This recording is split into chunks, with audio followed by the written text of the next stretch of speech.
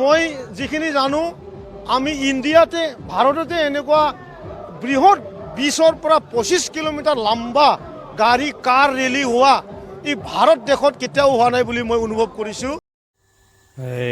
अफेन होबाय थांजेनबाय नायो हालि हालि फाइनेलि रेलिया स्टार्ट जासिगोन गारिया लासै लासै जमा जायै गोबां मोनफैबाय आरो सफैनो दंबावो।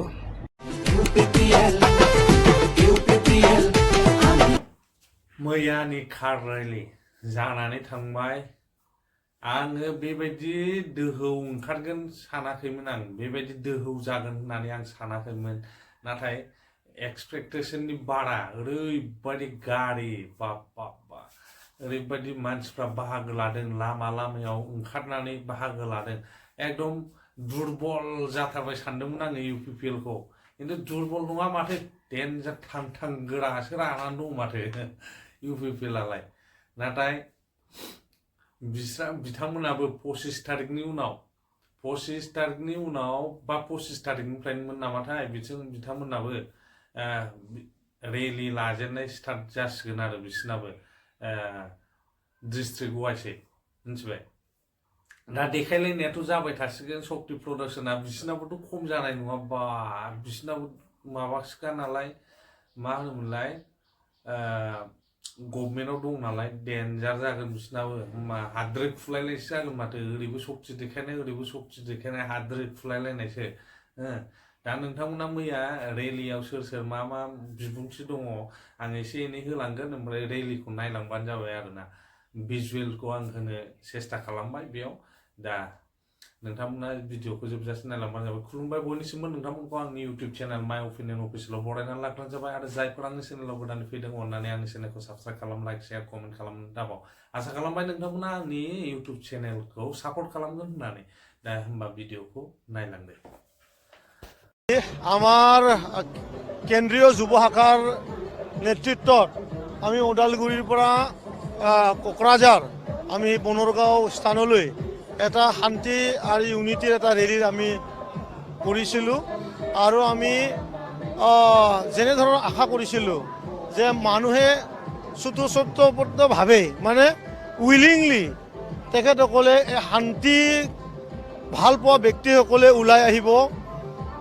সঁচাকৈ আজি এটা আৱেগিক হোৱা এটা পৰিৱেশ, যে আমি যিখিনি মানুহ আশা কৰিছিলোঁ তাত চাইও মানে বেছি সংখ্যাৰ মানে গাড়ী আজি আমাৰ লগত যোগদান কৰিছে।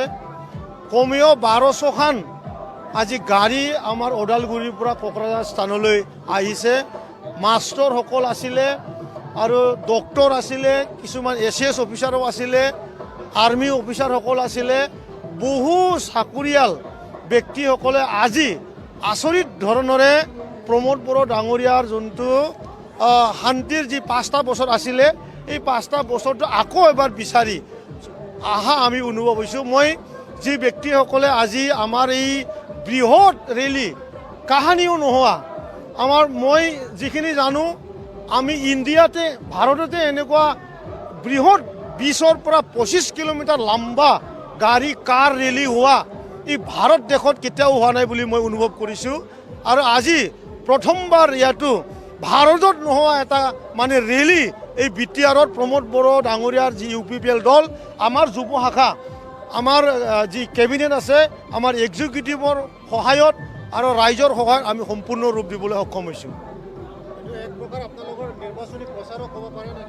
এইটোতো 100%। আমি যোৱা সময়ত BPFৰ লগত যি ধৰণে হাৰিছোঁ সকলো জানে, আমি খুব বেয়াকৈ হাৰিছোঁ।